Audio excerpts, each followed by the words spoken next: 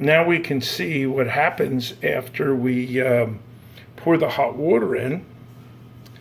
It basically goes through and it makes a pour over cup of coffee using the If You Care Quality Integrity Basket Coffee Filter, which is certified combustible, unbleached, totally chlorine free, which is great, because why do we want chlorine free? So in review, I've used bread ties, as you see, these little plastic bread ties, and I get these bread ties off of my bread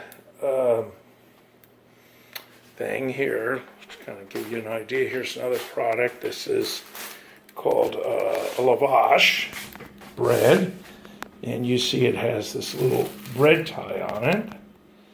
You can see the bread tie, and you save them because you never know, right, in your kitchen. So here we are. Here's the pour over. This is how it worked. Notice the bread ties hold the basket coffee filter very nicely into the